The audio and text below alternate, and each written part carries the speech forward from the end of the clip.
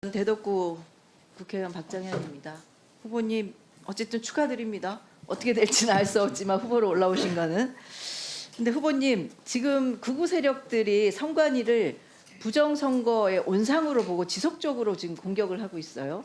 그래서 이런 상황에서 중앙선거관리위원 후보가 되신 거가 굉장히 어깨가 무거우실 것 같아요. 예, 맞습니다. 네, 영상 하나 보시죠.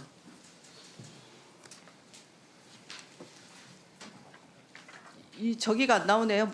잠깐만 스톱 시켜주세요. 예. 소리가 안 나오는데요. 소리를. 공수처 선관위 헌법재판소 불법과 허용을 제기하였습니다. 이 모두 저희가 무시해야 됩니다. 처부수자. 네. 불법을 자행하는 선관위를 처부수자고 얘기하시는 분이 지금 국민의힘 현역 의원이세요. 네. 한숨밖에 좀 안 나오는데요. 중앙선거관리위원 후보자로서 선관위 까부셔야 된다 하는 저 발언에 대해서 어떻게 생각하시나요? 적절하지 않은 발언이라고 생각을 하고 있습니다. 저는 이런 발언들이 결국은 내란 사태를 지속시키는 거라고 보여지거든요. 지금 온 국민들은 내란 상황이 빨리 종식되기를 원하지 않습니까? 저는 그렇게 생각하는데 후보께서는 어떻게 생각하세요? 저도 거기에 동의합니다. 네, 이 발언들은 더 이상 하면 안 되겠죠, 그죠? 예, 더군다나 그렇습니다. 국회의원으로서 헌법기관을 까부수자라고 얘기하는 게 말이 안 되지 않습니까? 그렇게 생각하시죠? 예, 그렇습니다. 네, 본격적으로 질문하겠습니다. 후보님, 영국 시사주간지 이코노미스트가 있어요. 거기 산하기관에 이코노미스트 인텔리전스 유닛이라고 있습니다. 거기서 매년 민주주의 지수를 발표를 해요. 혹시 아시나요? 처음 저건 네, 처음 네, 봤습니다. 제가 알려드리겠습니다. 이 5가지 지표로 점수를 매기는데요. PPT 보시면 2022년도에 24등, 2023년도 22등, 그리고 2024년도에 32등으로 전체 167개국 중에 그 32등으로 10단계나 지금 떨어졌거든요. 그래서 원래 이 점수가 8점 이상이면 완전한 민주주의 국가로 평가가 되고 있는데 실제 올해는 7.75점으로 결함이 있는 민주주의 국가로 내려갔습니다. 결국은 윤석열 정부 들어서 지속적으로 민주주의 지수가 하락하고 있다고 보여지거든요. 특히 정치 문화 부분을 보시면 이 정치 문화가 민주주의에 대한 사회적 합의를 평가하는 항목인데 보시면 7.5에서 5.63까지 내려갔습니다. 굉장히 심각한 상황이라고 보여지죠. 그렇죠? 예. 네. 다음 PPT 봐주세요. 근데 재밌는 게요. 이 지표 중에 선거 과정과 다원주의라는 지표가 있는데 전체 순위가 24등, 22등, 32등으로 내려가도 이 지표 부분만은 점수가 9.58로 굉장히 높은 점수를 기록하고 있습니다. 이 지표는 선거가 자유롭고 공정한지 평화로운 선거가 이루어지는지 선거에 따른 권력 이양이 질서 있게 이루어지는지를 점수로 환산한 건데요. 부정선거에 경도돼서 비상계엄도 하고 그리고 선관위에 군대도 보낸 윤석열 정부에서 그 다른 데는 다 지수가 민주주의 지수가 내려갔는데 유독 집권기간의 선거에서는 문제가 없다는 것을 이것은 국제사회가 증명해 준 거라고 저는 생각하거든요. 어떻게 생각하십니까?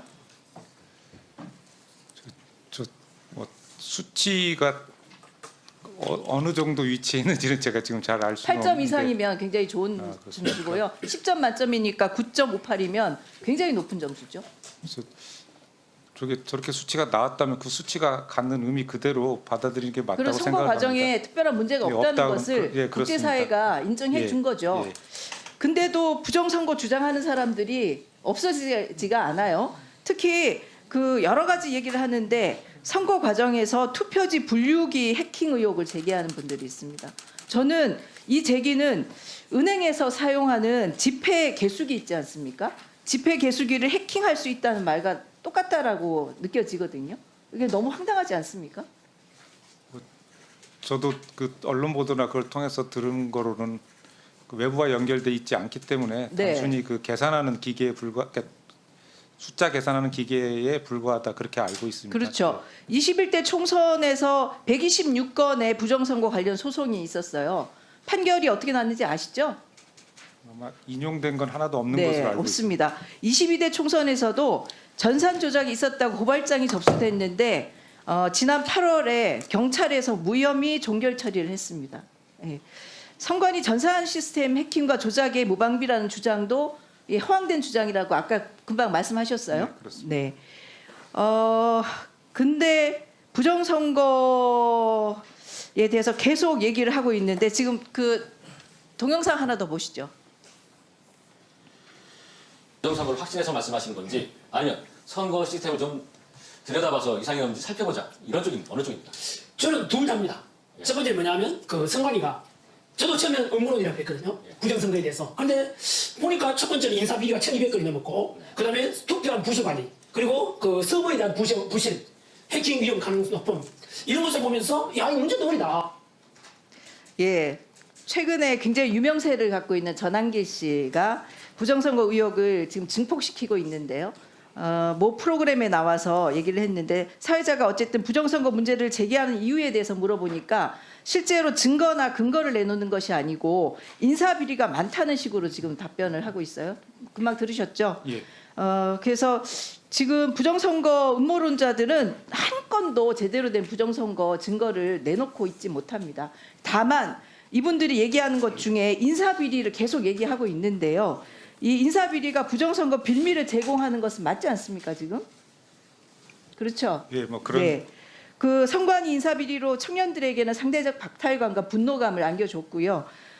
채용 비리가 다시는 일어나지 않도록 하기 위해서 아까 뭐 사무처장도 말씀하시고 여러 말씀을 하셨는데 우리 후보께서 이 부분에 대해서 특단의 조치를 해주셔야 될 것 같은데 어떤 각오를 하실 건지 한 말씀 해주시죠. 뭐 아까도 말씀드렸지만 이미 이제 벌어진 일에 대해서는 거기 상응하는 엄정한 처분이 있어야 된다고 생각을 하고 있고요. 앞으로는 절대 그런 일이 없도록 그 조직 운영의 어떤 객관성을 확보해야 될 것 같고요. 또 내부 자정 기능은 물론이고 외부에 의한 감독 통제 기능도 강화해야 된다는 생각입니다. 예. 저는 벌어진 일을 어떻게 처리하느냐가 결국은 앞으로 채용 비리에 대해서 어떻게 강하게 얘기할 것인지를 드러낸다고 생각합니다. 네, 그건 맞습니다. 저도 동의하고 그 말은 맞다고 생각합니다. 제가 예. 지금 참고인들 자식들 채용할 때는 아빠 찬스를 쓰고 부정 채용으로 사표를 내야 될 시점에서는 본인들의 의사를 운운하는 것에 대해서 국민들은 굉장히 분노할 거라고 보여집니다. 자진해서 사표를 내야 되고요. 부정 채용한 사람들은 반드시 쫓아내야 된다고 생각합니다. 그 부분을 엄중하게 해주시기 바랍니다. 예, 잘 알겠습니다. 네,